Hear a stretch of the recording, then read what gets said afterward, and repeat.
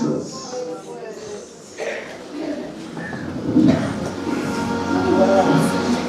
Izwi lakho Jesu linamandla, Ikumbilo okothulayo ephula iyaphunyiseka iphuzise iphuzisisibala iyakhabalehlukanise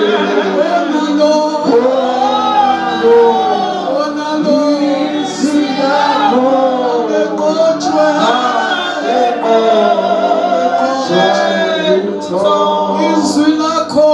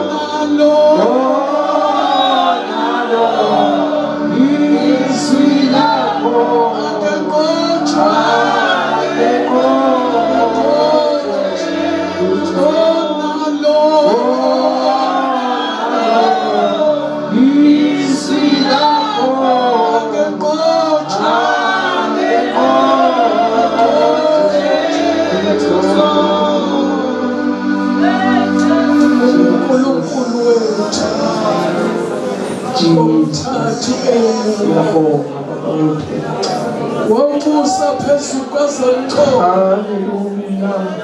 Uhlezi uNkulunkulu ohlezi esihlalweni. Sesikhona wahola u-Israyeli ephuma eGibhithe, wababuya njengey'mpondo zenyathi. uhlola lezizitho zeKristu Ulwandle lwakubona lwahlela, iJordani labona labaleka, iy'ntaba zajabula njengey'nqaba, amaquma ajabula njengamathole. Phakama empini, phakama Nkosi Jesu, vela Dwala, elithi malivela likhipha amanzi vela impompo yemgodi esakhishwa kuyo. uphinde usifundisele izwi lakho. Thatha ilungelo lokukhuluma elikaJesu waseNazaretha. Dwala lakhipha amanzi, wena namuhla, wena nakusasa, wena naphakade, ukhona, wawukhona, uzoba khona, naphakade ukhona, uyabusa, uyinkosi engashintshwa izimo, kodwa uNkulunkulu oguqula izimo. Siyakudumisa, siyakubonga ngokusibizela edilini emini, uze Nkosi ubusondla. Sidle ngoba indlela osibizele kuyo indlela ende. Wathi vuka udle ngoba indlela yakho yinde. Baba siyabonga uthando lukako sithande ngalo, ukusinaka okungaka. Umbhale buze ethi uyini umuntu ukuba umuntu umthande kangaka, uyini umuntu ukuba umuntu umkhathalele, uyini umuntu ukuba umnake kangaka.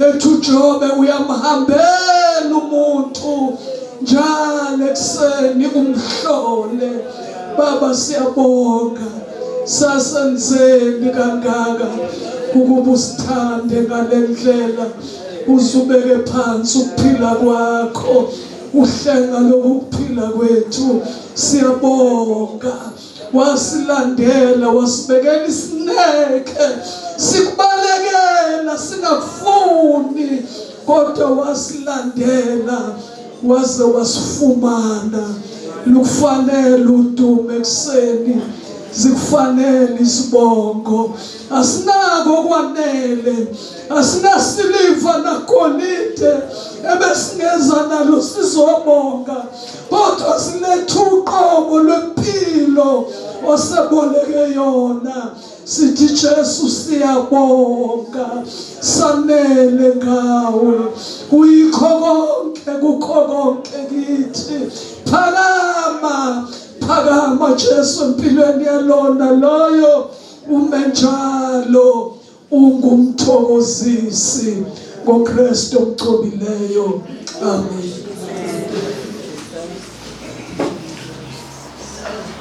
Lendaba isahamba njalo ivusa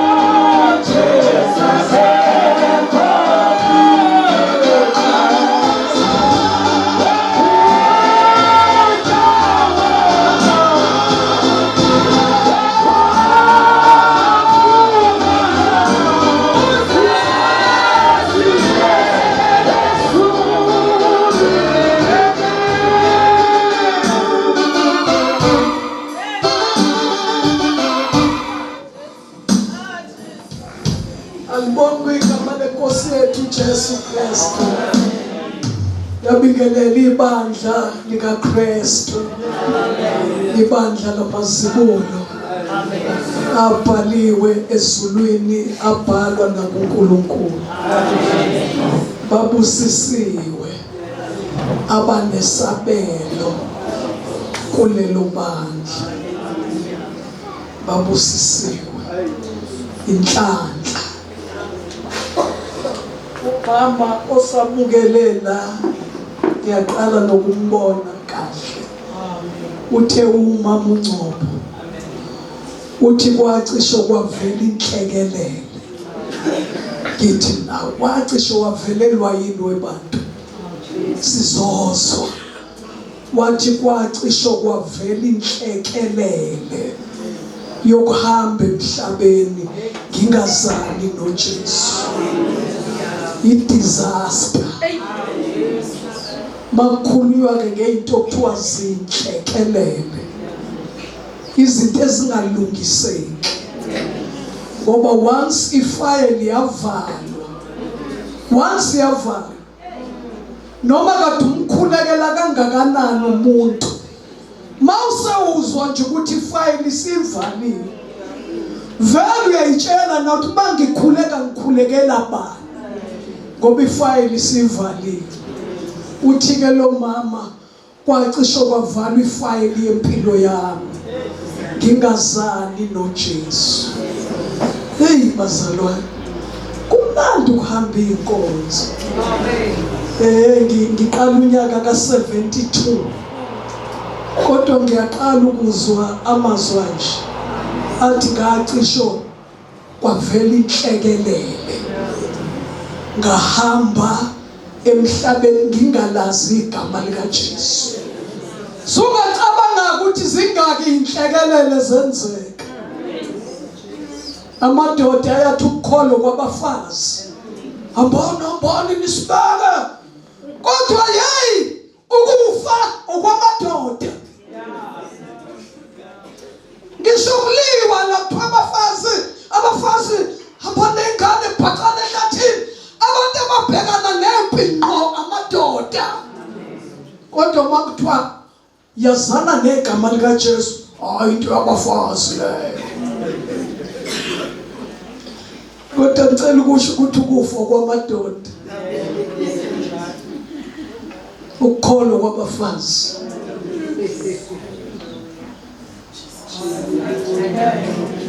Awu sekuphoxile. Haleluya.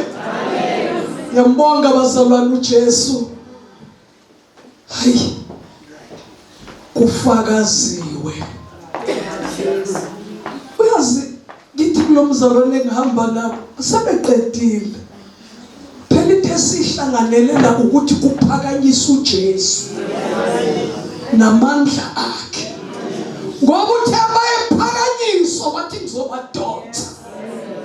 Asizali into eningi, sizela ukuzophakamisa uJesu namandla akhe, ngoba ukwenza njalo kunesithembiso. Uthi manje ningiphakamisa, uthi ngizobadonsa. Ngiyakholwa ukuthi baningi abahlezi phansi abathi namhlanje usuku lwami lokuthi ngihlangane noJesu, inhlekelele ingakenzeki, ukuphuma komphefumulo, umuntu afisa okwenja, afisa okwembongolo, afisa okwesilwane, agqitshwe nesikhumba sakhe, eyovukela ekubhujisweni, eyovukela ekukhaleni nasegedleni kwamazinyo. Ithi inkosi ngakunika iminyaka engaka yokuphila, bese kudlula ikhasethi phambi kwakho ithi ubone noma uNgcobo bethi ngacishe ngaba kule ngozi yokufa ngingena Jesu, ngoba phela ukuba nesonto akusho ukuthi noJesu. Hayi asingakhohlisana. Bakhona nabaqhube nasesontweni lamazibulo. Hayi ngikulalela laqala ama-first born. Hayi ingenzeki inhlekelele ufe kuphuma umphefumulo ungahlangene negama likaJesu. Haleluya. Hey bazalwane, kuthiwa kufakaza abafelokazi, kufakaza bayofakaza nini laba baliwa? Bawufakaza nini laba madoda aphunguka? Bawufakaza nini laba bakwi separation?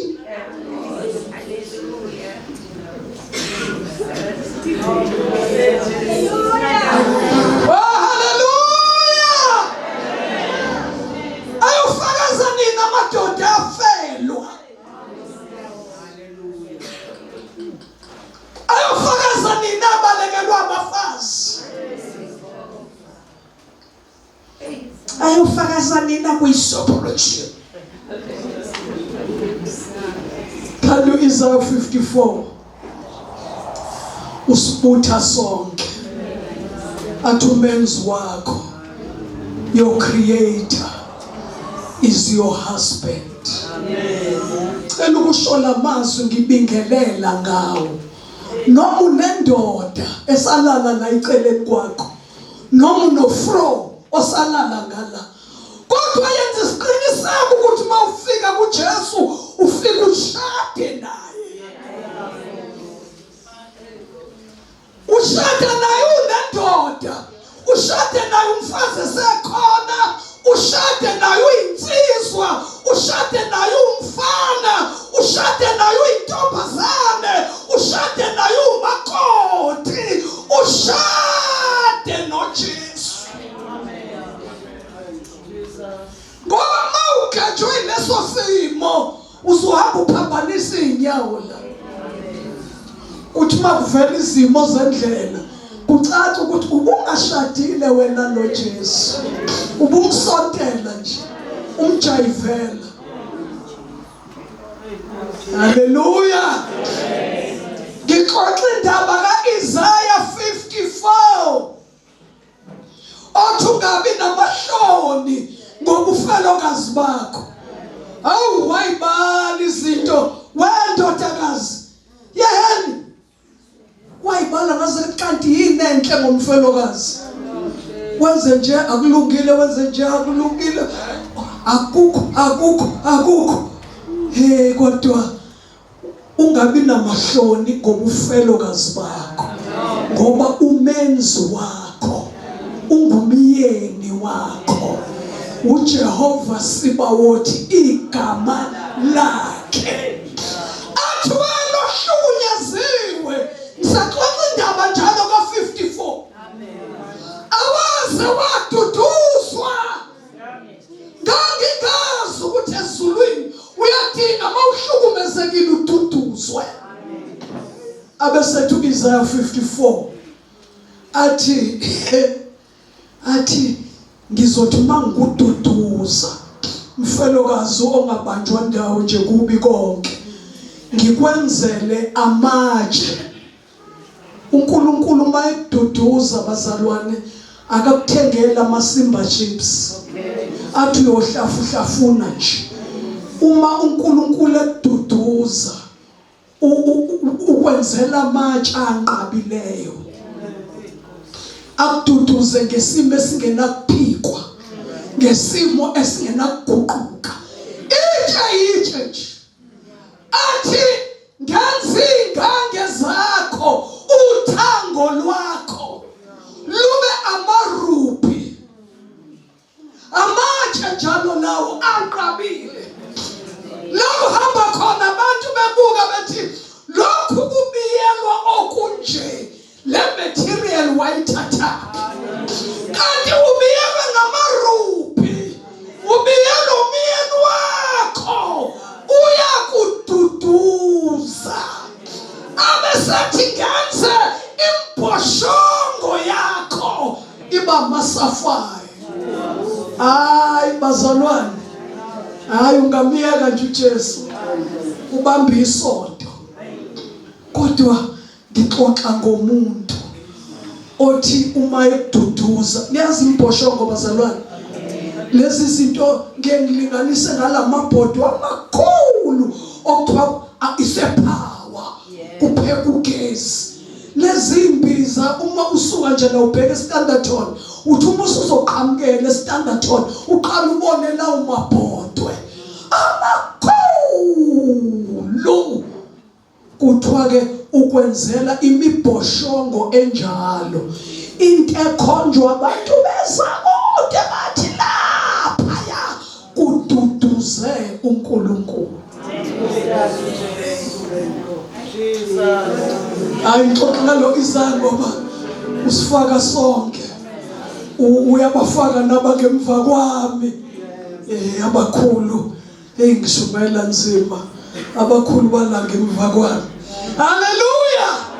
Mawufika kuJesu uthi uhlangane naye njengegatsha lihlangana nomvili.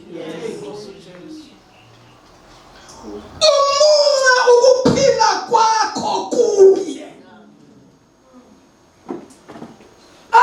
Umjoyina hlangana naye njengegatsha lihlangana nomvili. Bese benzela into aspecialize ngayo bazalwane uJesu. uJesu mawuhlangana naye into yokuqala yenzayo ubophukalo. Hayi noma amen emncane. Mawuhlangana nesonto uyaqhubeka unokhalo luxegayo. Wabona nje umuntu wesifazane ngowesilisa usulokhu ukhwexela amabhlungu.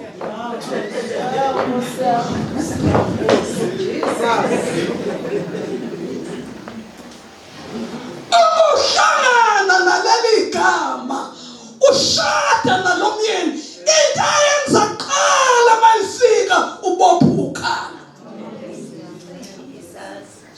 Uza ukuthi ukhalo lwami aluxeke. Awalixeke. Awalixeke. Ngiyajabula ngoba abakhulu bangala. Haleluya. Ayikho into ebuhlungu njengokukhonza uJesu uhlulwa isimilo.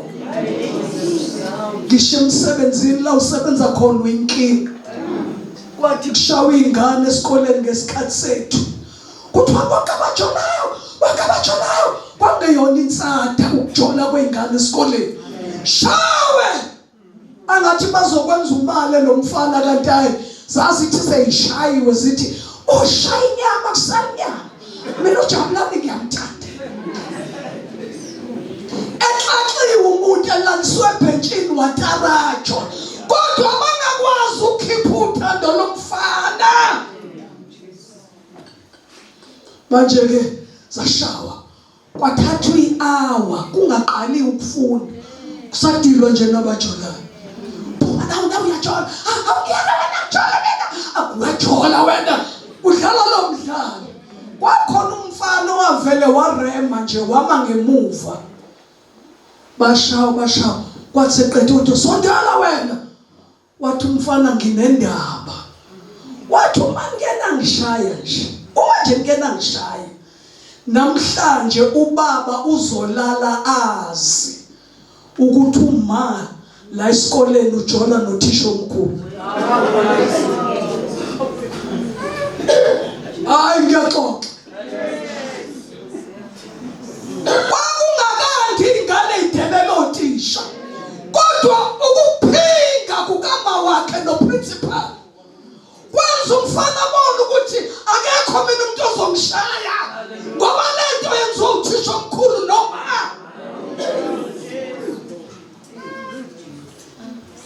Ukuthi uprincipal akumvimbi ukuthi angajoli nomfazi womuntu.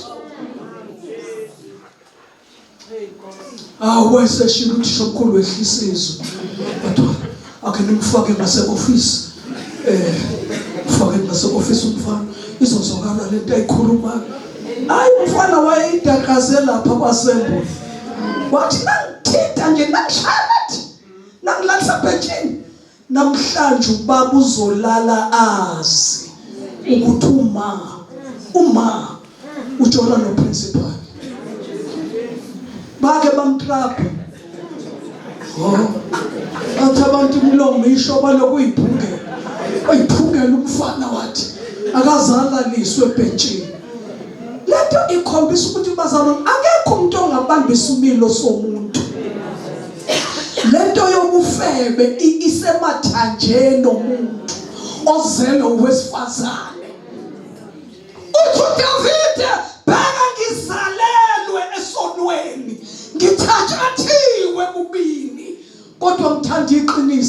enhlizweni yami. Bazalwane, bantwana bakaNkulunkulu, vumelana uJesu abophe inkalo. Indaba yethu igqame ngothando emhlabeni. uJesu uthe izolo liyosibona ngalokho, kodwa maye isimilo sithulisa abagxeki. Bathi begxeka bethi lo Jesu leli ivangeli lokukholwa, kodwa kusho ukuthi hayi kunqoqoza uGoliath. Hayi kunqoqoza uGoliath. Fakazi umfelokazi athi 16 years ayikhindodelana. Kodwa izwe liyasonta kubuya nendoda emathuneni iphethe isihlamvu.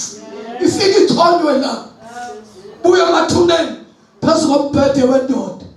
Nali ihlamvu liyathathaza lithi umfazi afaka indoda ende ihlamvu lithi kusasa afake nesishwapha lithi ihlamvu. Ngokuzayo uza nanesihamba sesiswa singaka lithi ngoba ihlamvu aliyazi indoda ayikazi beyihlamvu. Mina ngiphathe kabuhlungu labantu abakhonza abafileyo. Ngeke ngithathe uJesu ngihlukane namadlozi ngazalelwa kuwo eyona nkolo esiyaziyo. Ngiyaxoxela wena, incwadi yomshumayeli ithi mawusufile ngisho isikhwele sendoda siyaphela. Mina ngixoxa nendoda evela isusuthuthuva nje ubukuthiwa bekuthiwa kuwena olele lendoda izikhulu bengazawe yena mayisalele the kuthiwa ngishindawo akade ehlala kuya isaziwe isiphuna kade edla ngaso sesidlingane uthando nokuzonda kwakhe sekuphelile. Uma lento yabafile enilandela kangaka beyifanele phela imigadela abafazi uma senihambile. Indlozi enjani ehlulwa ukugada umfazi? Awubheke nje umfazi wakho uyaxhashazwa nje. Xhashazwa nemali owayishiya. Uyidla namashende nje. Khona abadla amabhareli nje eKentucky. Abaphatha ama-cellphone o-25,000. Imali yendoda yafa. Yini ungavuki? Umkhinye. Waphelezelwa ngenkomo, kwafakwa nembuzi, kwafika nezangoma zenzokwezo. Kuthiwa lalubheke ngasekhaya. Walala wabheka ngasekhaya, umfazi waphinga kangaka. Ingane zabhuluka, ingane zamitha zakhipha isisu. Kanti ulele kanjani? Kanti ulele kanjani? Bekusuka sekhaya. Nithi uqamelisa ikhona lithi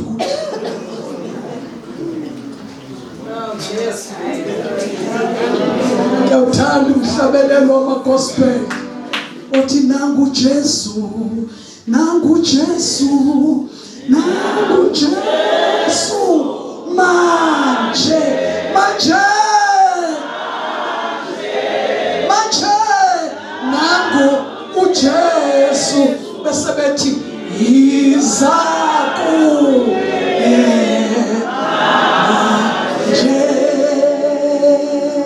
bathi themba kuye, themba kuye, themba kuye, themba kuye manje, manje, manje, themba kuye, izakuye manje. Okugcina uzosindiswa,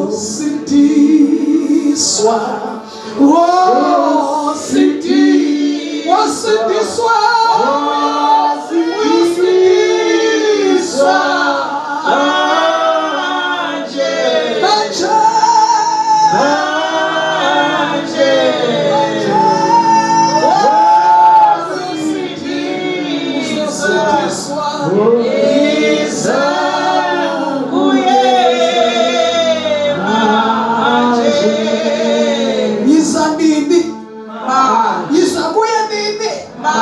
kungakenzeki inhlekelele.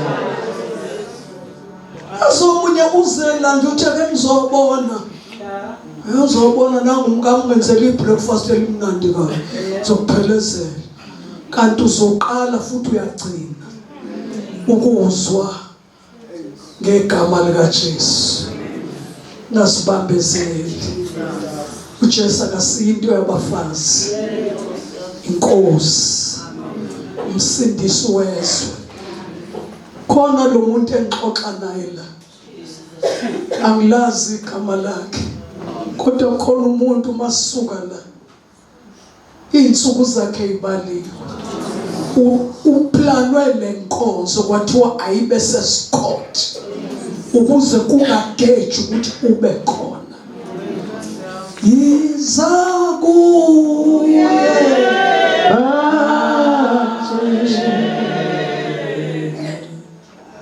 alisithandaza.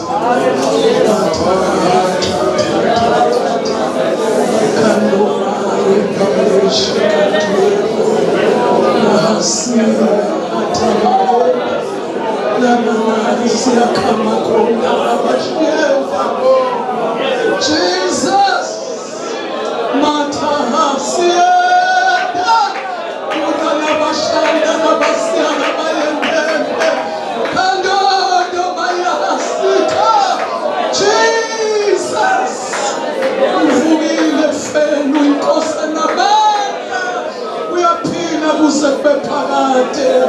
hallelujah. Ona siakabona.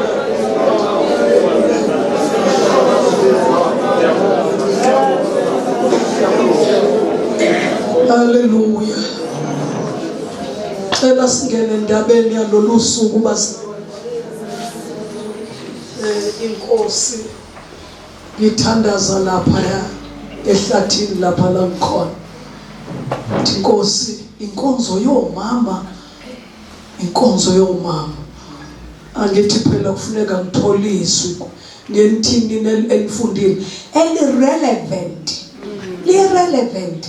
Awu. Sengiyorelevant ani ke Nkosi ngoba nansi indaba yeinsuku zokugcina. Mawufunda Isaiah 24 ngicela singamfundi ngizomxoxa. Uthi umhlaba ufike ekupheleni. Athi umhlaba ungabhala ufike ufunde ekhaya. Umhlaba uyavithizwa. Uyavithizwa. Uyavithizwa. Umhlaba uyantengezela njengesidakwa. Umhlaba untengezela njengechiba. Bese lithi umhlaba uyasindwa. Usindwa isono. Uyasindwa. Isikhathi lesi sifike kuso. Umhlaba awusamile ngendlela inkosi yawudala ngayo. Into ewusindayo isono. Isono. Isono. Umhlaba ume njengesidakwa. Umhlaba untengezela njengedladla. Umhlaba uyasindwa. Usindwa isono. Manje ke kuvuka incwadi yamaHebheru ethi sekuzoba kanye manje. Sekuzoba kayi-1. Kwasho ingane nabantu akade besekhona. Mase bekhuluma bethi mara besuka nje la eNatal. Awusuthini manje mara abasabazi ukuthi kuzoba kanye bathi sekuzoba kayi-1. Ngisho ukuthi nje sekuzoba kayi-1. Sekuzoba kanye ngizamazamise. Kusho ukuthi kade zamazamisi. Ezamazamisi izwe linganayo. ngizamazamise kungabi umhlaba kuphela, ngizamazamise izulu, ngizamazamise umhlaba. Noyimpumputho ongabone emehlweni uyabona ukuthi uNkulunkulu is busy uyawuvithiza umhlaba. Uvithiza ngeyikhukhula, bazalwane, uvithiza ngeyiphepho, uvithiza ngokuduma kwezulu, uyawuvithiza, hayi uyawuvithiza. Imvithi manje umhlaba. Ukuthi izulu kwasha kwacima ulaka lukaNkulunkulu. Uthi sidlulile isikhukhula la, eyinkosi yami bafile bona abantu kodwa thina sisindile, siyabuya. Hawu, awusabuya kwesibili ngonyaka wodwa, siyabuya. Phaphama wena olele, vuka ebuthongweni, uJesu akukhanyise. Haleluya. Uma ke ngithandaza ke bazalwane, inkosi ngisa kuMatthew 25. Xole ke ninayifundiswa, kodwa alikho relevant. Laba relevant umhlaba ungakasekelwa. Matthew 25. Lana kukhulunywa ngeintombi eziyishumi. Khona umbuso wezulu uza kufaniswa nezintombi eziyishumi ezathatha izibani zazo zaphuma ukuyohlangabeza umyeni. Kepha eziyisihlanu kuzo zaziziwula, neziyisihlanu zazihlakaniphile, ngokuba eziziwula zathatha izibani kazawaphatha amafutha. Ngicela wena odwebayo, dweba lapho. Kwenzeka kanjani ebandleni nokuthiwe namazibulo kube khona ezihlakaniphile neziziwula na? Eziziwula kazawaphatha amafutha ezibanini zazo. Verse 4. Kodwa ezihlakaniphileyo zaphatha amafutha ezitsheni kanye nezibani zazo. Umyeni esalibele zozela zonke zalala. Kepha phakathi kobusuku kwamenyezwa ukuthi nangu umyeni, phumani niye kuye ukumhlangabeza. Khona zavuka lezo zintombi zonke, zalungisa izibani zazo. 8. Eziziwula zase zithi kwazihlakaniphileyo, sipheni amafutha kwawenu, ngokuba izibani zethu ziyacima. Kepha ezihlakaniphileyo zaphendula zathi, funa angasaneli thina nani. Okungcono, azisho ukuthi okuphelele, uzithi okungcono. Hambani niye kwabathengisayo nizithengele. Zisaya kuthenga wafika umyeni. Ezazilungele zangena naye emshadweni, kwavalwa emnyango. Ngasemuva zafika nezinye izintombi zathi, Nkosi, Nkosi, sivulele. Kepha waphendula wathi, ngiqinisile ngithi kini anginazi. Ngakho lindani ngokuba nilwazi usuku nehora. Khona amazwi la athi ezazilungele zonke zalinda, zonke iphethe ibani. Mamthuziyala ay akaphuthi ukhona, kuyafakaza ukhona. Bonke babonakalisa sengathi bayayibona lemfihlo engabonwa. Benza imikhuba yesonto, bayahlanganyela idlwane, bayanikela, benza konke. Kodwa izwi lenkosi lithi babe ngamaqembu amabili. Kukhona babehlakaniphile, kukhona abaziwula. Yini abahlakaniphile nabaziwula? Bonke baphethe ibani.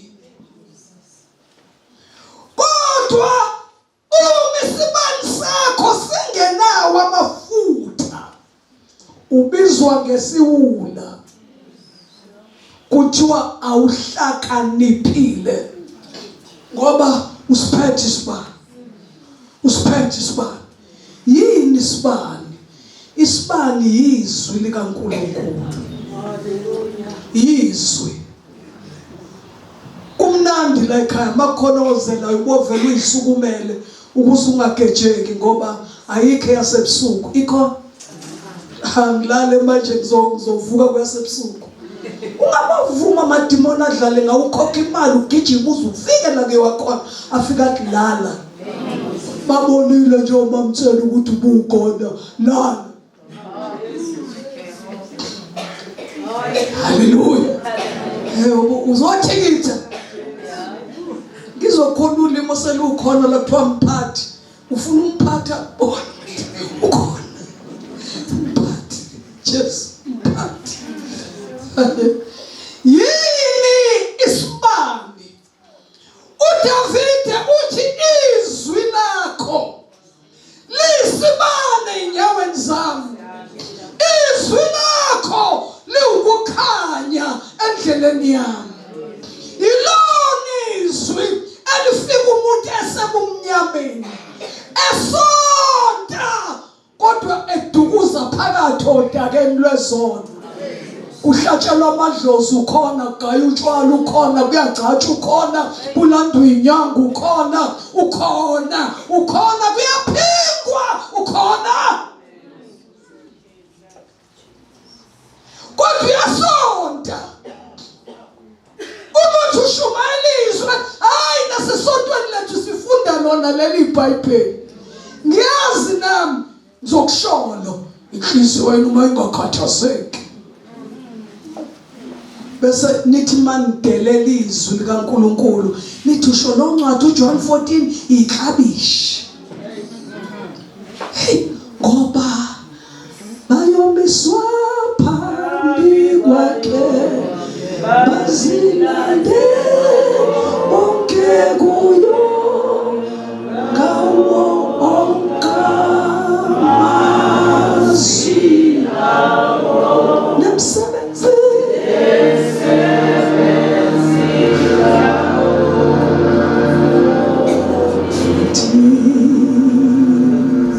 Uyabona umlomo awufakelwi airtime. That's why uporoza umuntu azajuluke. Umgive umuntu uzuyitshele basho labo abantu bathi hayi umgivile. Akukho kudlula lokho. Ngoba umlomo awufakelwi airtime. Kodwa ngicela ukusho ukuthi ngawo onke amazwi abo nemsebenzi yabo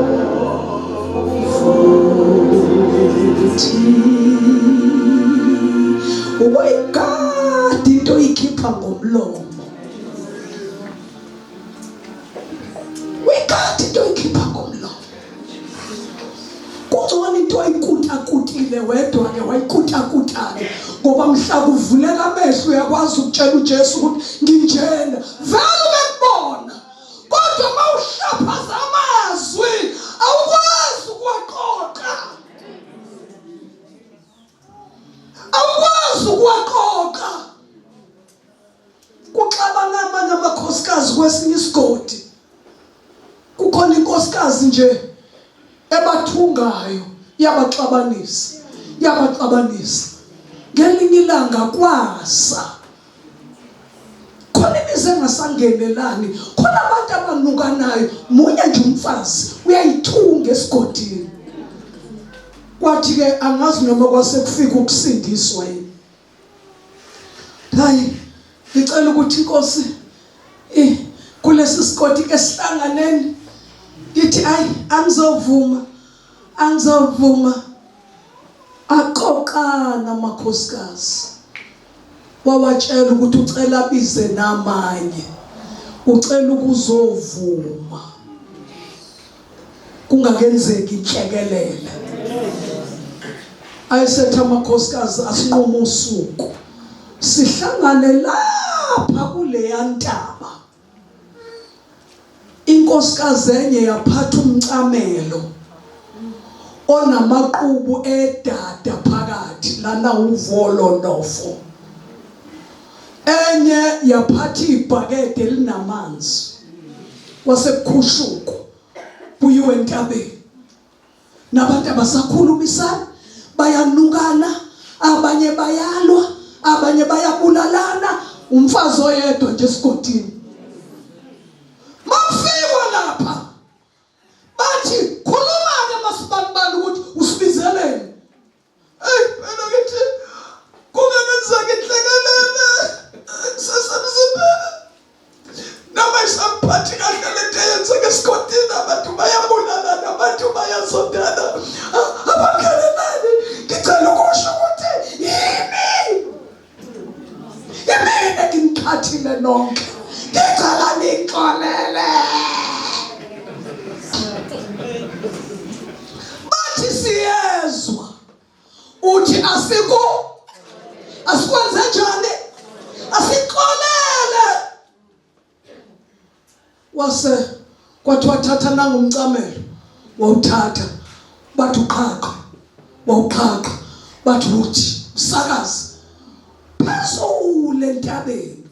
Wabele wawathi nje amaqhubu edada aflya bheka phezulu, ehla nezigodi, ehla nezintaba, wangathi zinkanyezi. Base bethi masibanibani.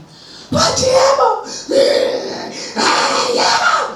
Bathi waqoqa, wabuyisele esikhwameni.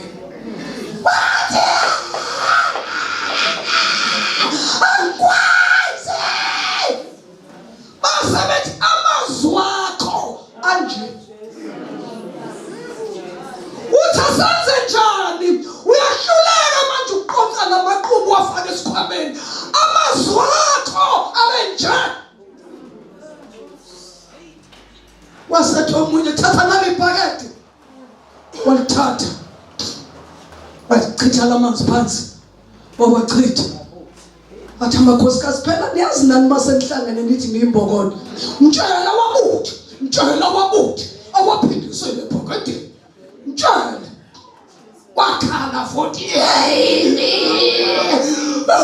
akwazi. Bathi amazwi akho angene kanje endlebeni zabantu, ngeke wakhipha. Resithandaze barasheka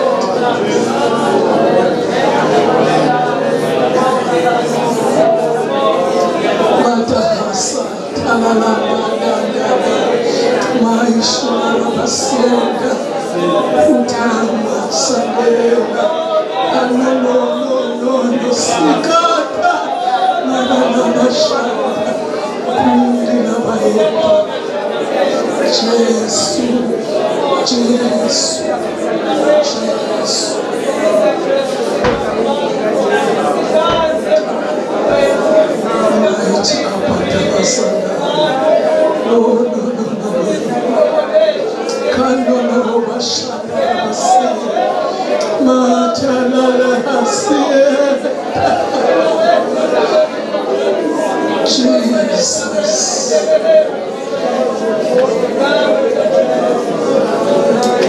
Glory to Jesus. Hallelujah.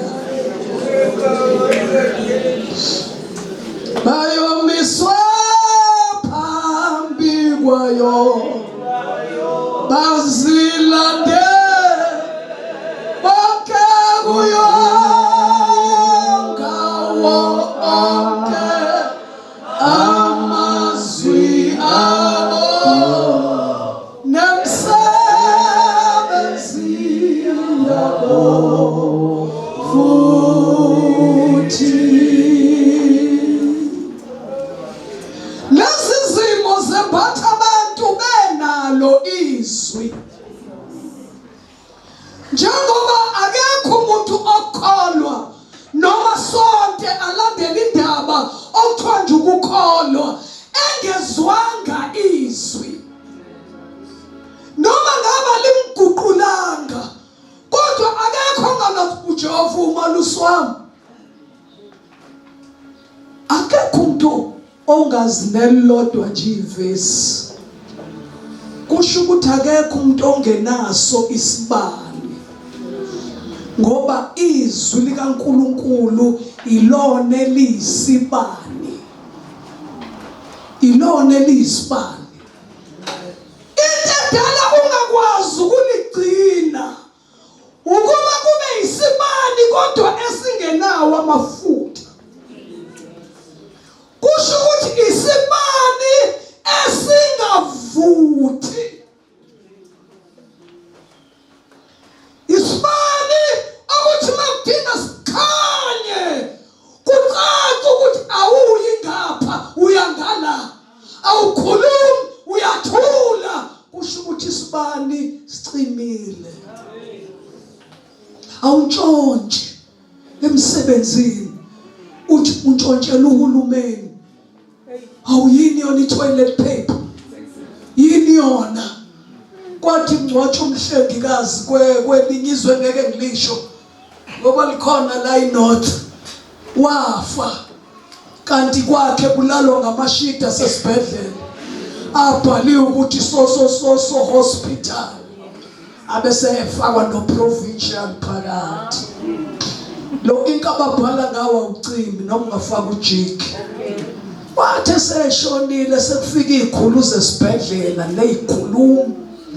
Abantu abangazi bathatha le ndwangu emhlophe bandlala yona etafuleni.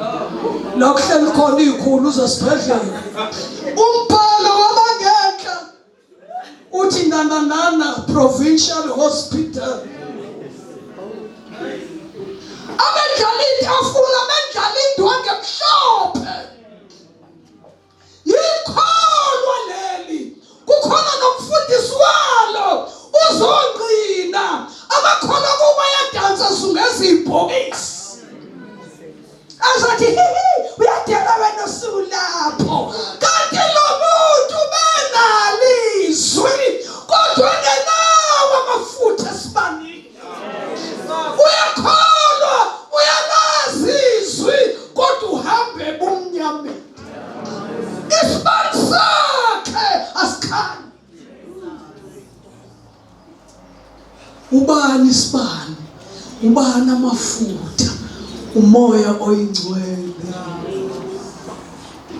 Umoya oyingcwele bazalwane. Le inkonzo zensindiso bezidume ngegama elithi nisho laba bakamoya. Isonke ebandleni likamoya. Ngiyalibona lelo elithi hayi lelo elithi likamoya. Kodwa inkonzo zensindiso bezaziwa ngoba abantu abakuzo bebehamba ngokukamoya. Bebengagcini ngezwi bakhotha amavesi.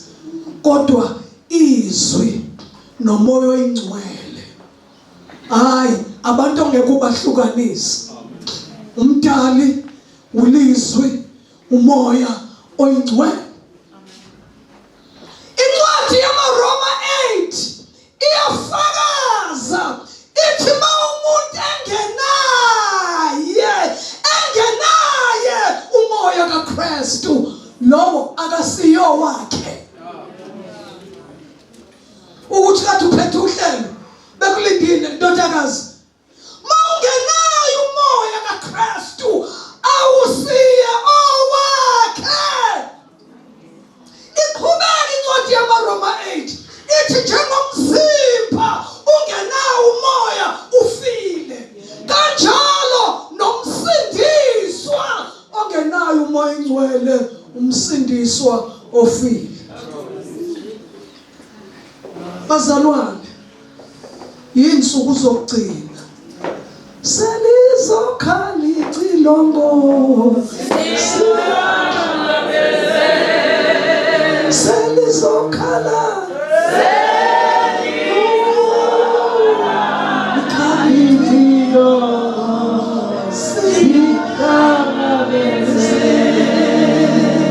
Inkosi isiqoqelela lapha ukuthi nawe wenza isiqiniseko ukuthi uzobe ukhona, uzobe ukhona, ukuthi awuhashazise isibani sakho.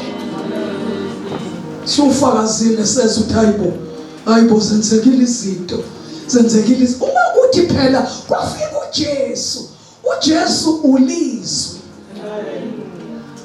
Ngixoxa uJesu ulizwi.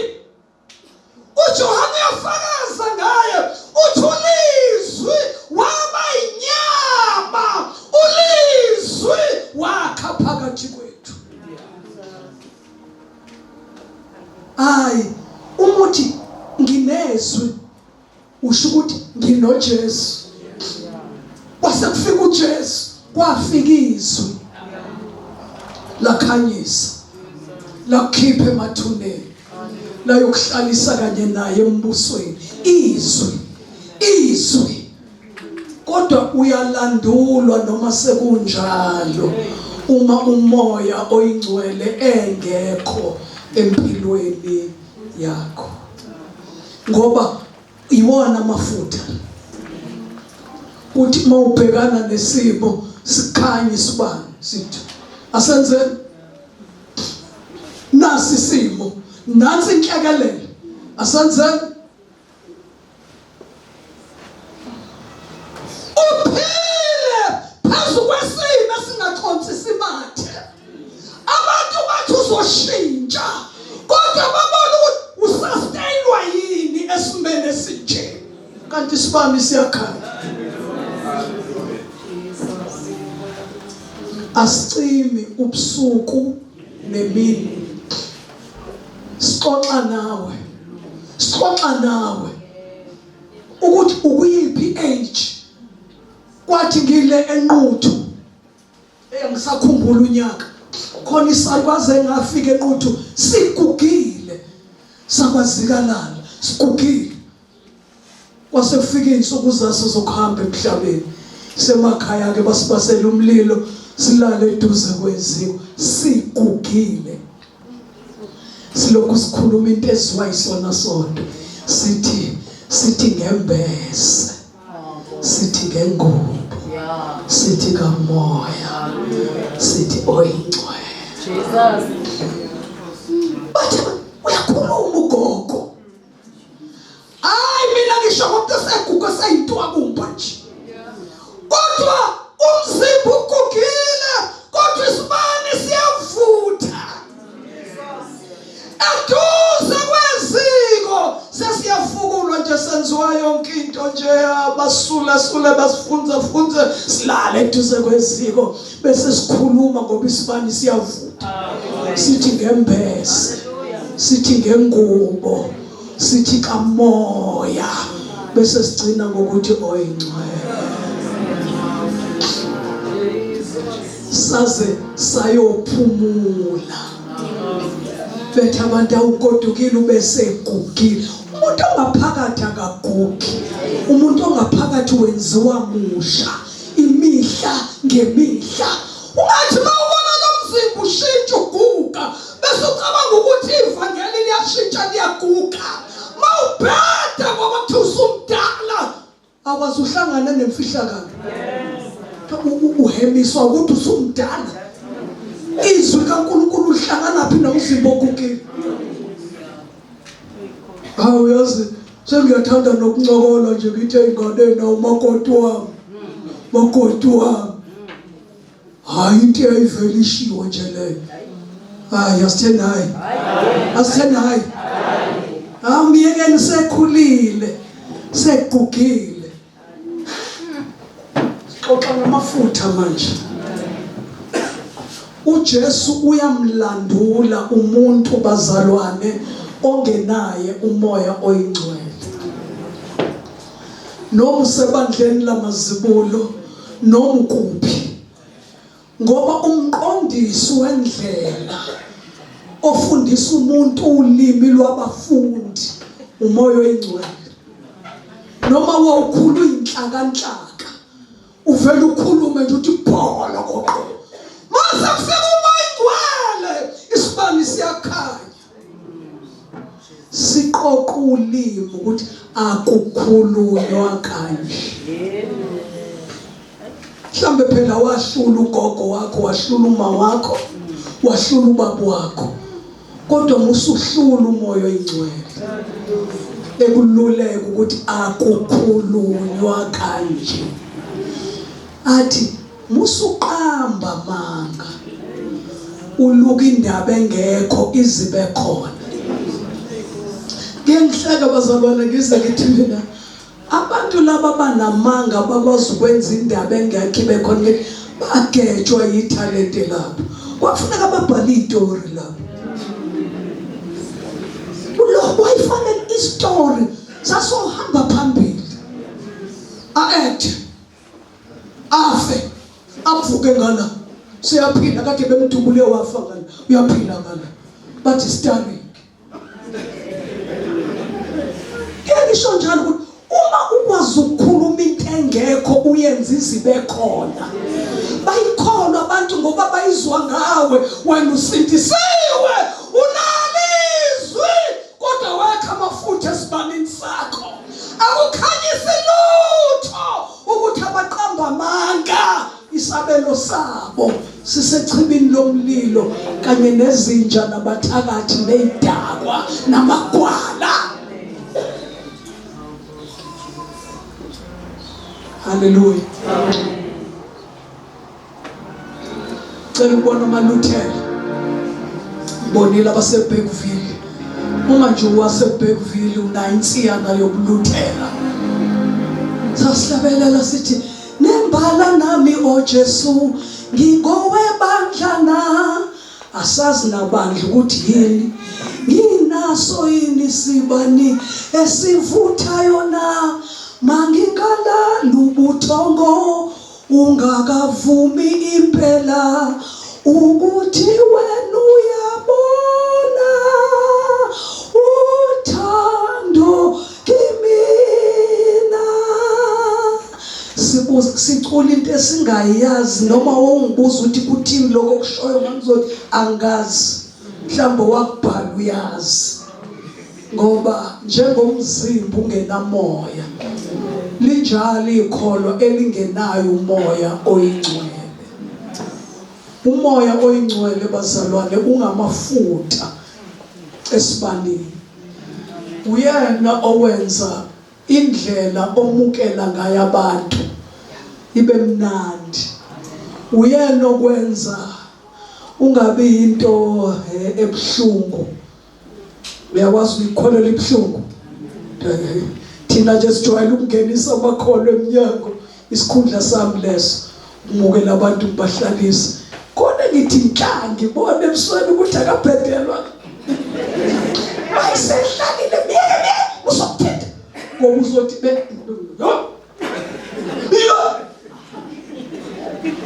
ngisukala kuzohlala kanjani? Awuyayibona indaba. Ngabe ngithi ngikubeka kahle phela. ngoba amaRoma ogcina ichapter ogcina yamukelanani njengoba noKristu wanamukela. Kodwa khona abantu nje abanameve ngungubhane nje abathe. Kodwa nabo bamakhono. Banalizwi. Bayanikwa amaslot emabandleni abo. Bashumayela. Kodwa indaba enkulu mase kudinga isibani silayithe. Kufika isikhathi sesigayigayi sobumnyama kusho ukuthi amafutha awekho. Umuntu engenayo umoya oyingcwele akasiyo kaKristu. Ufika ufunda uRomans 8 ekhaya. Kuthiwa asibulale imisebenzi yenyama, siyibulale ngomoya. Ngoba manihamba ngenyama nizokufa. Kodwa masibulala imisebenzi yenyama ngomoya sizophila. Hallelujah. Hallelujah. Isikhathi lesi icilongo lingakakhali. Kungakafiki inhlekelelo lokuthi likukhalele wedwa nje. Thenga amafutha. Akube namhlanje. Izwi liseduze nawe emlonyeni wakho. Kholwa ngenhliziyo kube kulunga. Uvuma ngomlomo ukusindiswa. Umoya oyingcwele uyamukelwa bazalwane. Umoya oyingcwele uyamukelwa. Ayikho into edinga yenza umzabalazo ukuthi uyomamukela umoya oyingcwele ngoba wenza ukuthi. Incwadi yezenzo ithi lesi sithembiso esenu nabantwana benu esabo bonke abakude nabaseduze laba inkosi uNkulunkulu wethu eyakubabiza. Nangu uMamncoko uthi una 2 years ebiziwe. Kodwa lesithembiso sakhe. Kukhona abazomukela inkosi namhlanje. Lesi sithembiso sokuthi wamukela umoya oyingcwele esakho namhlanje. Lo muntu othinta inhliziyo yakho wakwenza wahlabeka kwasa. Wayibona ukuthi ngiphila ekubhujisweni. Ngiyamdinga ukukhulula. Uyena umoya oyingcwele osebenzayo. Bese ke kudinga umniki indawo, umnike ukuthi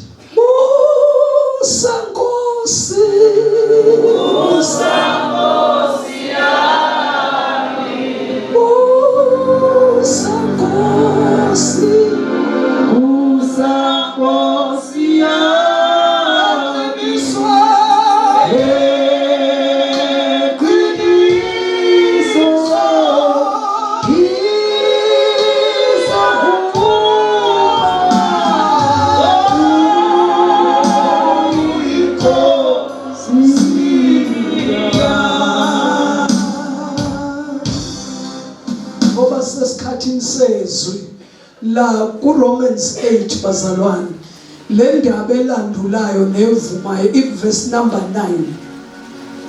Kepha nina Romans 8 from verse number 9, kepha nina anisenyameni kodwa nikuye umoya. Uma umoya kaNkulunkulu enjani bazalwane? Ehlala kinina. Kepha uma umuntu makhulunywa ngomuntu la akhulunywa ngabantu. Kuxoxwa ngendaba yomuntu as an individual ngamunye.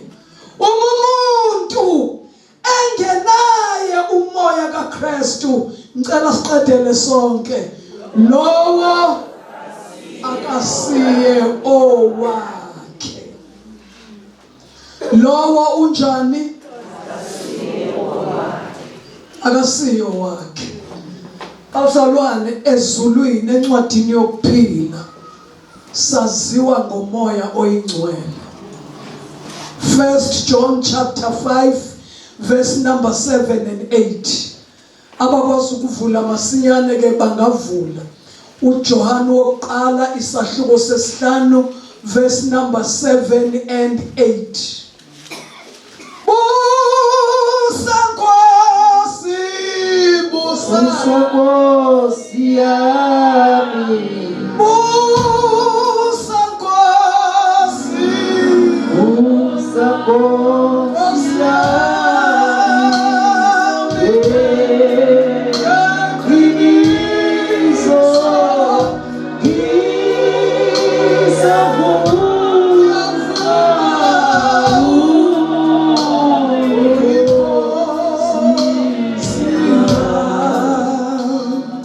verse number 6, chapter 5, 1 John chapter 5 from verse number 6. Nguye lo oweza ngamanzi nangegazi, uJesu Kristu, kungengamanzi odwa, kodwa ngamanzi nangegazi nomoya. Umoya umsebenzi wakho omkhulu ungofakazayo, ngokuba umoya uyiqiniso. 7, ngokuba bathathu abafakazayo. Bangaka abafakazayo eceleni kwegama lami encwadini yokuphila? Bangaka ofakazi? Ubani ufakazi wokuqala? Umoya. Ufakazi wesibili amanzi. Ufakazi wesithathu igazi. Umoya, amanzi, igazi. Asiqhubekeni-ke. Labo bobathathu, laba bangaki? Benze njani? Bayavumelana ey'ntweni ey'ngaki? Entweni yinye. Laba abathathu bayavumelana entweni inye, ukuthi lo onalezi mpawu kuye ungumntwana kaBaba. Khona into engichaze mawuthiwa phatha uhlelo. Bazalwane, animelwe isigebengu. Animelwe isigebengu. Animelwe isigebengu. Bese kuthi ke laba abayilahla njenge-appearance, but babantwana bakaNkulunkulu, kodwa umahluko nje abayingeni indaba yesu. Bathi siphila ngegrace. Uma ngifaka inwele zomufi pho lokho kusho ukuthini? Ngoba lento ngiyifake ekhanda ayikho enhlizweni. Mangigcoba ngodaka lweyifebe ukwenza nje ngoba isikhumba sami si-oily. Futhi ave ngifaka udaka lweyifebe nje ngithinta nge-foundation. Ngithinta i-foundation. Fela ngeqiniso nami ngisindisiwe. Ukusindiswa msana ukuthwala phezulu. Ukusindiswa akuzona ingubo ezinde namaduku la enwabophayo. Ukusindisa umusa. IBhayibheli lami lithi ningalwenza umusa kaNkulunkulu ube yini? Ube yize. Awuthathi indaba yomusa uyenze ube yize. Iqiniso sindiswa ngomusa, kodwa kubiza ukuphenduka. Ukuze usindiswe udinga uphenduke ezonweni zakho. Mina ngake ngaphila emakhaya abazalwane. Kwakuthi makuhlatshwe inkukhu ekhaya, bese kuthathwa amaqubu namathumbu konke kulahlwe lapha. Bese ubhuti wami wayeluse ngimlamayo athatha amathumbu, athi thina singakwazi ukuwakhama sibasa umlilo. Ubhuti awakhama amathumbu enkukhu awakhama azabe straight. Bese sithi sekuyavutha, beka sijahethi ukwadla amathumbu. Athathuthi alihlabe ngala ithumbu alihambise kuze uthi lushintsho kungaphakathi kube ngaphandle. Sithi uyabambeza umlilo sokucima, afanele nidle ikele msenkukhu. Aliphendulele ithumbu obekungaphakathi kube ngaphandle, obekungaphandle kube ngaphakathi. Bese libeka-ke umlilo uluthi 1 2 sifak sawot uyohlafuna njengejepisi kodwa ekugcineni yogwinya. uJesu okwenzela umusa akasenzela umusa ukuthi sihlale sonweni, kodwa ufuna ukusenzela umusa simkhonze kulungile. Uma ikhuza indwele ibraydiwe angikwazi ukuqhubeka nazo ngoba ithumbu kudinga bekungaphandle kube ngaphakathi. Mayekhuza ethi kugqaba umlomo ngomuthi obomvu, ngangazi mina ukuthi iruji yaziwa. Ku-30 Jeremiah ku-4 verse 30 kuthi uzigqaba ngomuthi obomvu uzenza muhle ngeze. Uyabona mawulokhu uyipenda nje uyipenda ugundya lamashiya ufaka wepeni ngofanini nalezi ibhadlazi. Utshela umdali wakho ukuthi wakunika ibhadlazi hayi usukozela ngofanele nezibhadlazi nendoda ingala nje ngakho lokho ukuthi nje ngikhokhile nje ngofanele nezibhadlazi.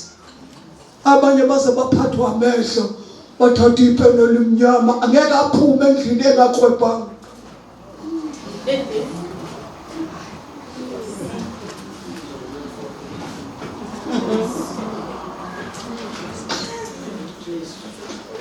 Uzozizwa-ke uma sethe kuyihlwepha azamehla khathale athwe antipapayi.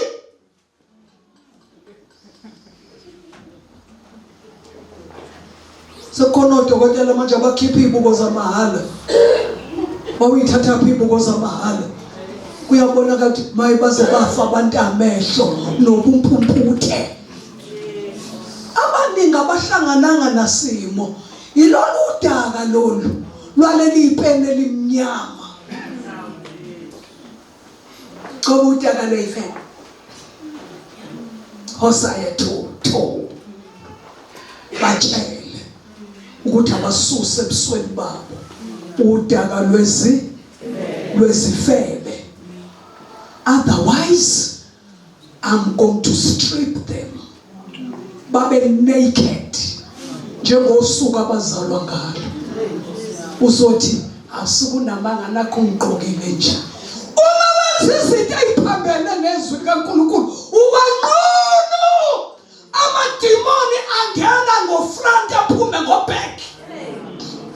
Ubathe Jesus, in Jesus name, Jesus ngiyayibiza nje Jesus ngiyayibiza Nkosi yami ake ngibiza aba stronger than me in Jesus name.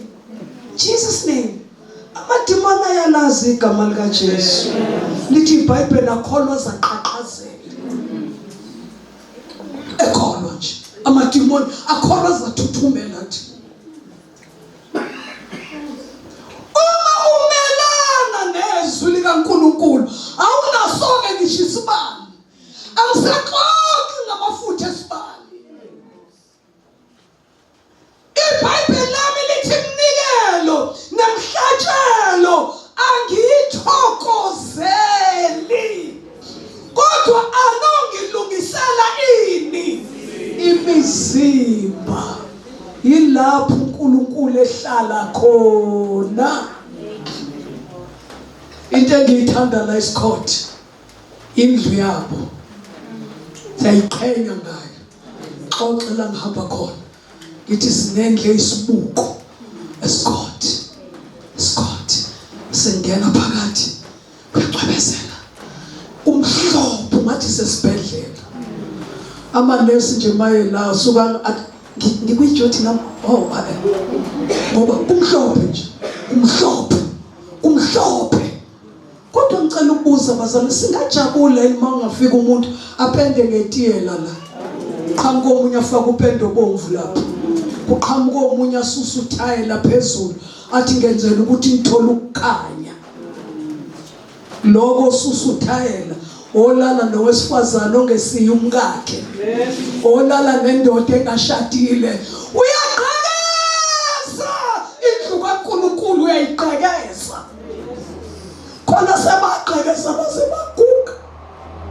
Kuthiwa kuloya muzika langa lapha, awushuma mlanga nolanga, kanti hayi bayikipitele nje. Hayi basenze njani? Sabazala ingane zithi gogo, zazala kwavele zithi khokho, kwazala ezinye ezithi khokholozi. Kwazi ukuthi ubaba nomama, kanti hayi ufate nset. Ngicela ukungabi necala, sengeke sekugcineni. Ungalali nendoda engesiye yakho kuze kuvele inhlekelele. Kuyashadwa, donsanani niyeka Home Affairs, nithi sicela nje incwadi eshoyo ukuthi umfazi nendoda. Lo muzi wakho uswazi wagugwa kuye warenovate, kuthiwe kaMambani, kanti akukaze kube kaMambani. uJohn 4, uJesu ubuza owesifazane uthi landa indoda yakho, ngoba ezulwini yaziwa indoda yakho. Uthi owesifazane oyisifebe uthi anginayo. Wathi uJesu khuluma iqiniso, wena usuke waba namadoda awu5, nale ka6 olala nayo akusiye yakho. Hayi ngicela ukusho akusiye yakho, akusiye yakho. Umkhulu saze wayifela, hoyi sakwase safa. Kwase kwavela inhlekelele. Uhlala nendoda esiye yakho, uhlala nomuntu wesifazane owambutha wamvalela endlini. Uthi uJesu usho kahle ukuthi angina asiqedele ndoda. Masingacimeza sivala amehlo, kuphakamisa bana madoda azothi abanye hayi abheda manje lo mama. Phakamisani bo wegogo kaSibahle. Sathe esinye isalukazi sibanjwa ivakeli sesikhukhile. Sathe babongethi ngiyakhuluma nomkholo sishade. Awunaku uJesu ngiyoze ngife ngiphinga ngofa. Safika ekhehleni lazi manje sengithola uJesu wakhona. uJesu manje umfundisi uthi sishade. Ixhegu laphendula into ebhekele la ubani ongashada nomhlahlavu nje.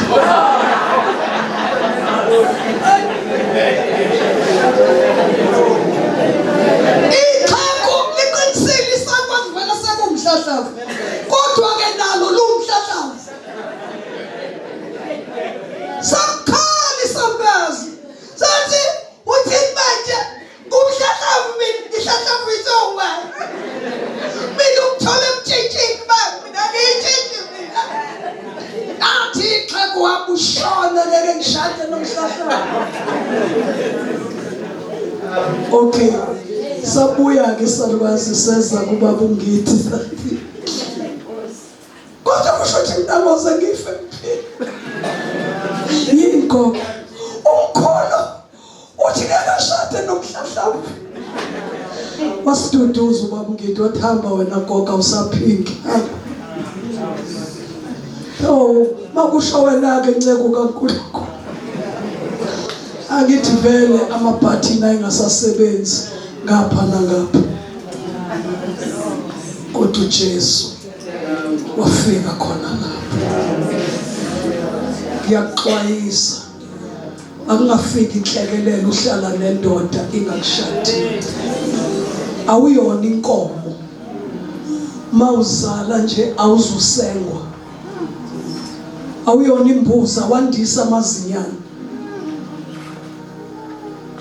Exoxe bazalwane ukuthi ngosuku lokugcina lokwahlulela komilwane zime la ekwahluleleni kuminja ithi ho nami ngiyinja kodwa ngizange ngilale nomdlwane. Hayi ngiyaxoxa uxoxinja imangalela umuntu okwazi ukulala nengane yakhe, okwazi ukulala nosana oluno 4 months. Siyokhuluma izinja ithi ho ngiyinja kodwa ngizange ngalala nomdlwane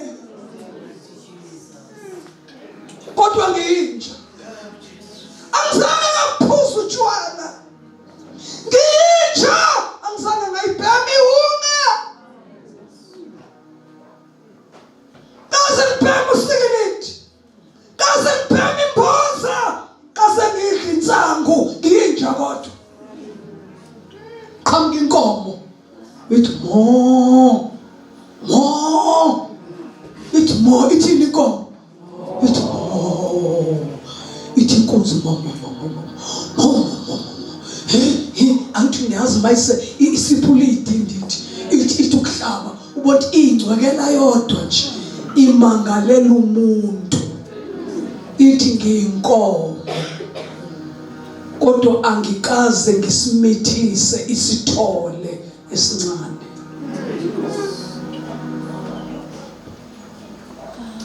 Ukhona yini? Ngaze wenze njani? Inkomo bazalwane inento yayo. Uma kuyisikhathi sokuthi inkomo ziyamitha, inkunzi azifuhleleki nje. Inkunzi iya ngasemsileni, isonde zikhala layo, inuke ibisibheka phezulu ezulwini, ibuza kumdali ukuthi leli iphunge engilizwayo sekuyisikhathi esiright yini ukuthi lesi sithole singathwala inkonyane. Ngixoxa ngesilwane kodwa abanye abantu amabhlukwe awayonke indawo. Inkomo inokumsila besibheka phezulu, ibhabuzisa ikhala layo, ithi indlebe zayo uthi maye kanti yezwa yini, ihlola imimoya ukuthi isikhathi esiright yini. Awu niyazala wemantombazana, nizala bengazange banuke emsileni babheke phezulu. Sengizalela ngineqolo manje. Mayinye ingane imali incane, ngcono sibe 2 mase zimbili incane, ngcono sibe 3 mase zintathu incane, ngcono sibe 4 uyozuphelele estaradini njengethayi lemoto ohamba uyobuza inkunzi yenkomo. Umuntu akanuke emsileni, umuntu uyalotsholwa, umuntu uyashadwa, akafani nesilwane. Uyisidalo esiphilayo uyashada umuntu bese eyolala azala abantwana. Noma ngibona ngathi kuyifashion ukuzala ungashadile. Uyeza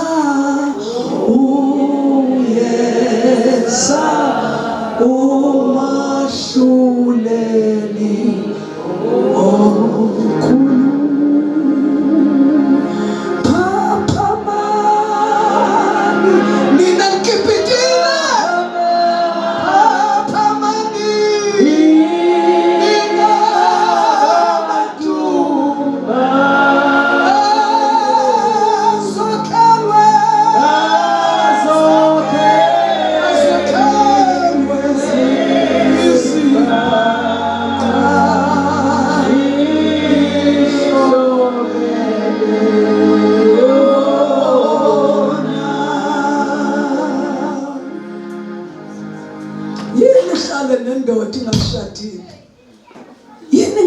angajabuli. Akanawo amandla. Oh, unamandla okukuzalisa. Akanawo amandla okukulobola. Ngixoxa nezinye insizwa lapha 2 weeks ago. Ngithi uma insizwa ilobola bafana bami ngoba ngibona mabethola imali nje bafuna ukuya kwashisa nyama. Ngithi awubahlani nina bo. Mabethola imali nje bafuna ukudla badle nice. Ngithi lalelani ke niqala impilo entsha la kwaJesu. Uma insizwa ilobola idlu hafu wesinkwa iphuza amanzi. Iqongelele ifuna umakoti. Iyazi ukuthi mhlanga gcagelwa ngaqeda ngiyodla ukudla kwesipuni. Wayeseshilo omunye phakathi kwabo wathi mina ngiyamuza umakhulu usho ukuthi asizimisele. Akekho umuntu ongelobole bazalwane ukukhuluma iqiniso. Hayi akekho umuntu ongelobole. Athangisebenzi athanginamandla. Asiphakamiseni abelungu. Awusebenzi. Lephi ivesi la elithi uqasha ufundament. Cha ngicela mali ikhona ngikhombisani bazalwane ukuze ngingadukisi umhlaba. Hambani nemhlabeni nigade ufundament aniqashe obuyandiliza. Asiphakamiseni abelungu. Ayikho into ongaba yiyo mawuvuka nje wazi ukuthi ngihlafunile ngingena umgwaqo uze kugugiteki kubhoboke izinqe ebhlukweni. Wenzani? Hayi besihlezi lapha ngasesitolo nenzani? Bengidrayisa nje. Bengidrayisa.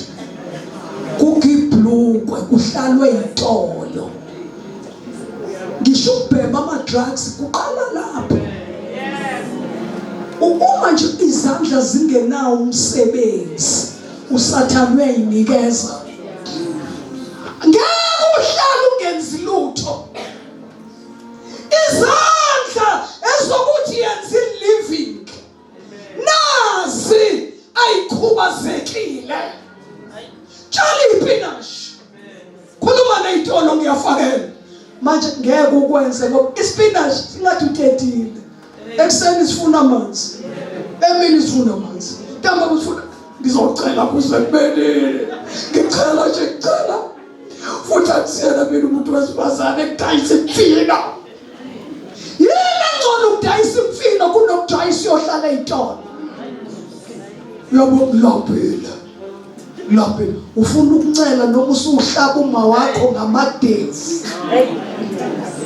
Ufuna ingcwece qala amadevu phambili. Uyamhlaba wamsalela. Oh, manje sesiyahleka ngathi asikhathi sihambe imngcwabo. La ubona khona ulova. Laba bangafuni ukusebenzisa izandla. Sewushonile ugogo nawe. Uthi wakhuluma amandla wakho. Wafuka bese siphila kahle isithupha sakhe. Akakhalela ugogo, ukhalela isithupha.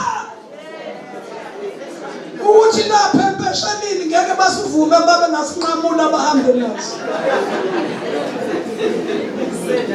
Usungaze ukhalela isithupha sikagogo. Wena uyokwenza nini i-return? Ngizaliwe, ngikhulisiwe, nami ake ngibuyisele kubazali njengokusho kaTimotheyu. Uyisela kubazali. Wabantu abangasebenzi, khona abazali bezothi besaphila. Bathi inkosi ikubusise. Uthu Esau. Angithi it's alias dear Makar. Imixla khona nabantu abajabule basaphuma esiporweni singomama sigcwele indlu phephetha moya.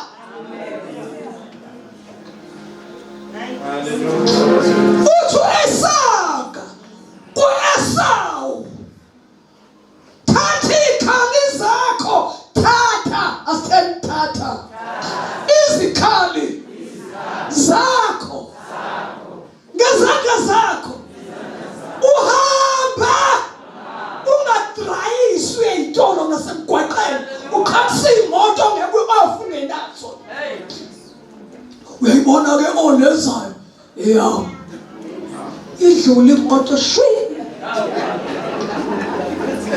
ngifuna ukutshela ukuthi naleza ngizoyiqhaqise yami yabona wena liyaloli lena njika lapha elawo wena usuqhaqise ingakho ngisaqhaqise yodwa soka mina sengiqhaqise zo7 uziphilisa ngamanga uma inkosi kunika iminyaka ewu70 emhlabeni mfana wami uyothuthi 50 uyobunjani ngoba wena phela impilo yakho uyidedele nje khona ugogo nesithupha sakhe nibe nimkhuthuze futhi ugogo nimtshotshele futhi mayiselele uqaqela uyabopha ifindo ngelimbona silele bandlisalukazi isigogile niyamqhaqa ugogo niyahosha yona le mali bethu uzonithengela ngayo impuphu uyogqemeza esikoleni uphethe 200 wonke ngibuza uyofanini uphila lempilo hamba yehlathini aya wotela ehlathini kwetshwa sihlahla jaha inyamazane uzuyibaphe bese ubuya nayo julu kumanzi umidwayidwa ungenzele islovela engisithandayo bese ngiyadla umphefumulo wami ukwenze njani ukusise ngingakafi yadlula kule ndaba lalelani bantakwethu isibusisa sitholakala ngoba uhlabela umuntu owafa into ebusisa umuntu ukubusisa ngomphefumulo umphefumulo usesemzimbeni athi ngiyakubusisa uNkulunkulu akubusise ngingakafi aye mangcwabeni aye ukuyoguqa nenkuku emhlophe aye ukushisa impepho etayiswa omama ereke befuna imali yempuphu akaze kushintshe isimo ngidle ngikwenze njani ngisenjani ngingakafi asuke la siyonqaka ibusiso kubazali uma ungakasebenzi ngena endlini cleaner menzele itiye mhloniphe mphathe kahle thumeka musuthulwa ngemali gijima esitolo ngizomnika nangu 5 rand uthi ngigijima uzomnika gijima bokoqolo lo iyo lento uthi siyasihlukumeza kuthi uhamba othenga isinkwa osizodliwa uwena uhluleka nje ukuthatha isibusiso angisakhulumi ngokondla sengixoxa nje ngokuhlonipha into engabizi ngisho isenti uphathe kahle abazali besaphila ubenzele nje awukwenza itiye nje ukupholisha icathulo nje kusinda konke kusinda asithande kusinda konke ley'ngane zamanje ifuna into eyifuna ukuvula ifridge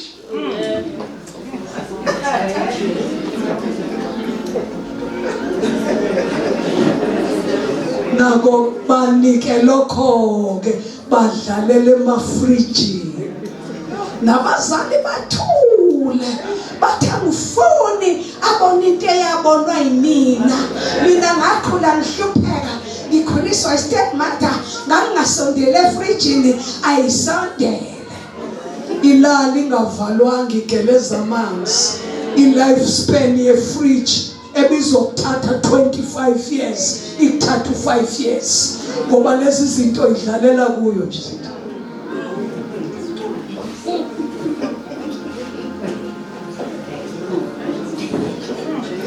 Akukhona irama yodwa la mzoyihlanganisa nani. Akhoma fish finger la. Akhoshisi la. Kusho njalo kuyivulile ifridge. Umzala kanazwe. Ngoba ufuna ibusi ingane yena wakho lehlupheka. Ngicela ukukubuza ukuthi indlela owakhula ngayo ayikwenzanga yini waba umuntu. Uzubulalelani ingane zakho. Khuluma ngesibani sithandazi. Xoxa ngesibani sithandazi. Lapha nje ekhaya kwakho nje kaMphumza eDlemini ingane ingena nesoka emzini kayise ilale nesoka under one roof nawe umfana wakho ungena nentombi usozobakhela umkhukho ngemva kwendlu.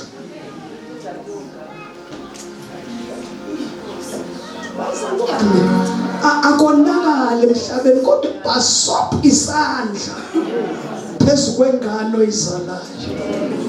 Ulokhu uyitotosa nje uyinika imali. Angithi niyazazi le ngane zamanje lezi ezincane lezi ezizalwa zithuliswa nge-cellphone.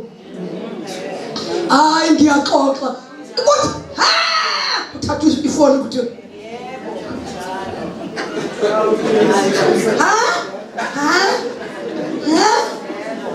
ungakuniki i-cellphone kuzokhala uzuphume phandle uyokunika i-cellphone.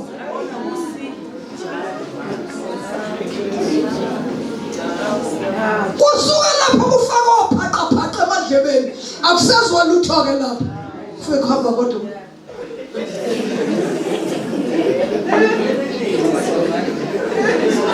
kudansala into eziwe ikhona kodwa noma ungakumemeza akuzwa lutho. Webazali uma kaMoses wayazi ukuthi le ngane izelwe ngesikhathi esibi. Yini wena ungaboni ukuthi ingane izalwa manje izalwa ngesikhathi esibi? Wasethatha ubasket wawugcoba itiya likolta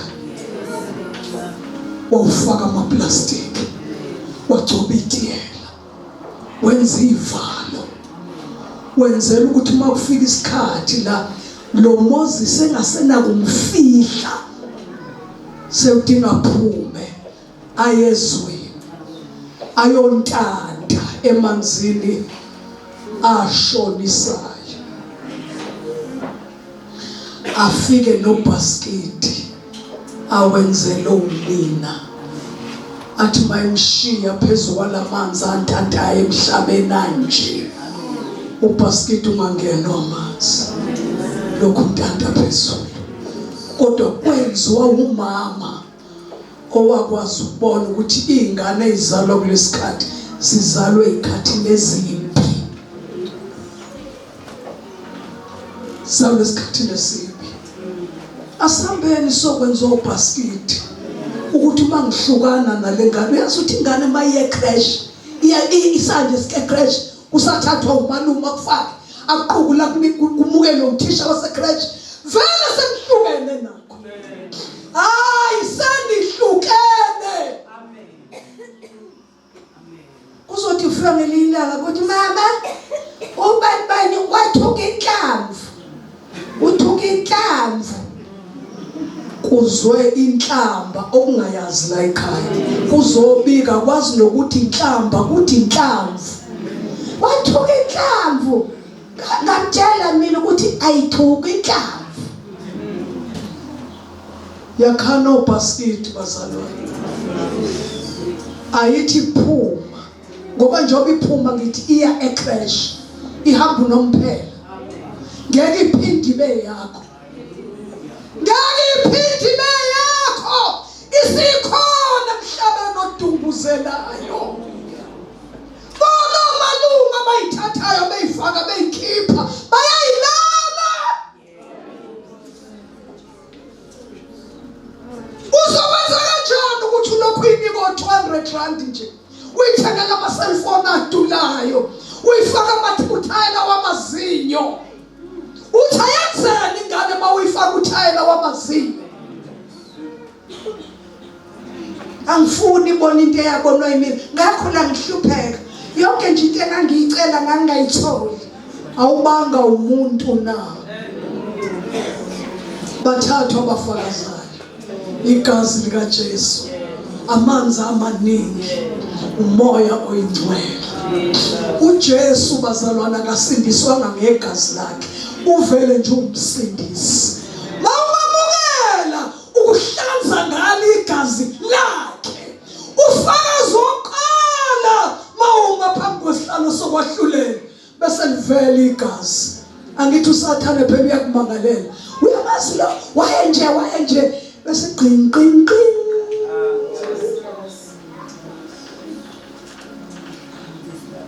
Igazi lika Jesu ngamhlanza.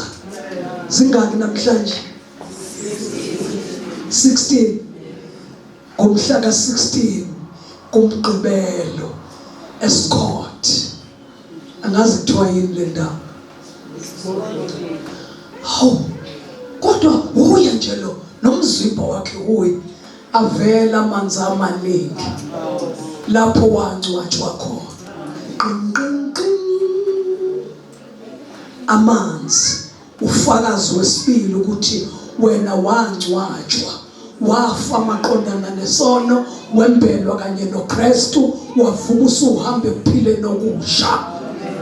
Hawu Nkosi lona ube isidididi nje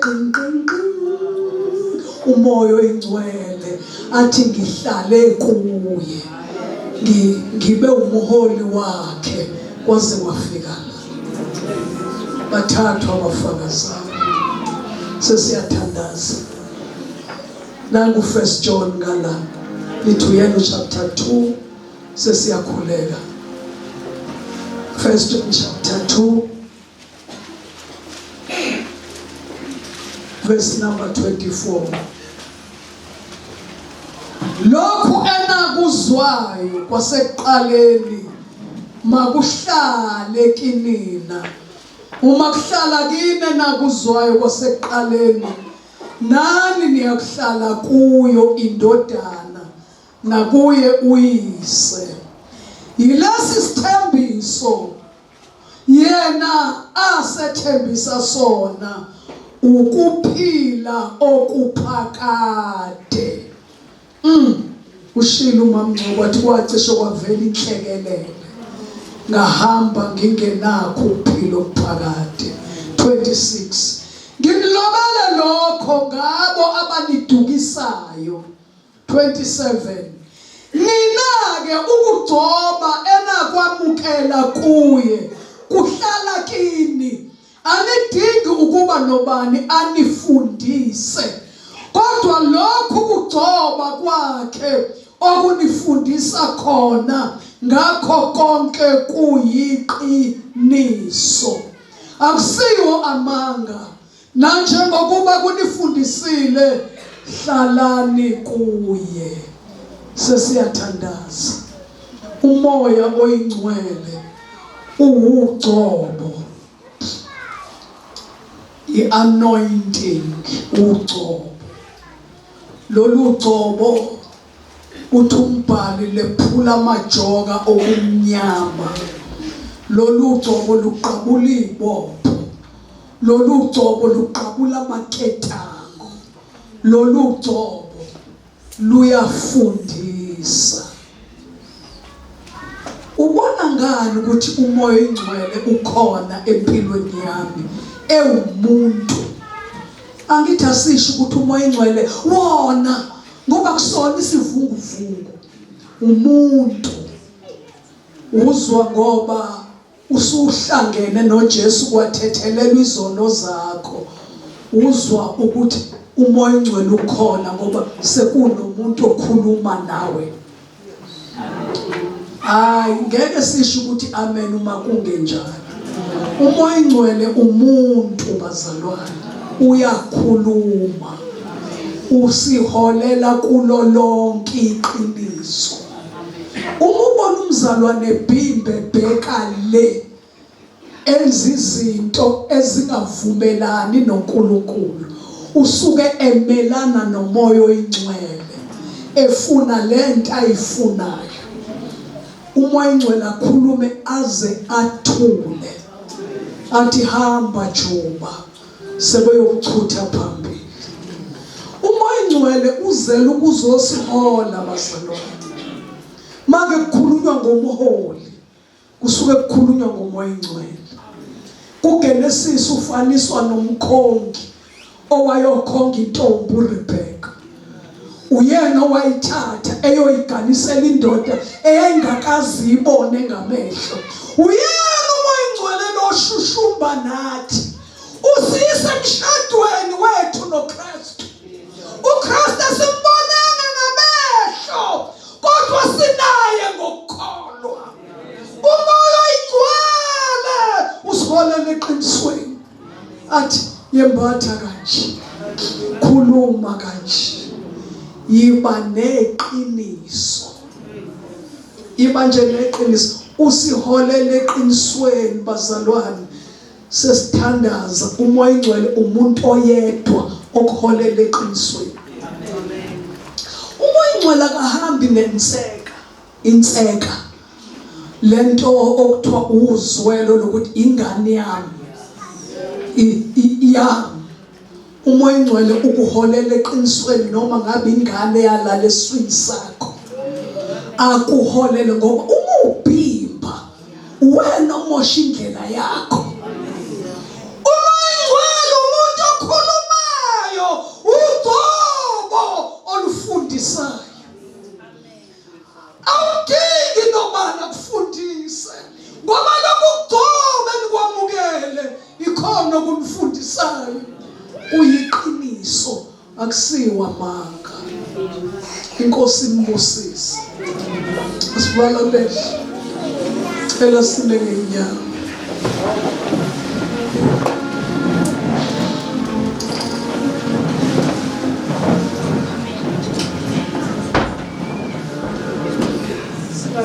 Dazi cela sivala lehle. Makukhona othanda ukwamukela uphawu lwegazi namhlanje, othi Jesu nami ngiyayihlanganisa nawe lungakafiki usuku lwenhlekelele, ungakahlukani nomzimba. Ngicela Nkosi ukuhlangana nawe, uthethelela izono zami, unginike igama elisha. Ngiphuma kule ndawo, ngiphuma umthwalo wezono zami ususiwe, izono zami ihlanguliwe. Cela uphakamise isandla sakho, uthathe ufakazi wokuqala. Bathathwa abafakazayo, igazi, amanzi, umoya. Thatha ufakazi wokuqala. Namhlanje uphumela izono zakho ithethelelwe, zihlanziwe. Ngiyayibona izandla mawuphakamise ngeqiniso. Woza sithandaze phambili, ungabe saba abantu ngeke bakwenzele lutho. Woza themba kuye, woza ima khona lapho ma. Themba kuye mana lapho isandla sakho. Themba kuye, woza manje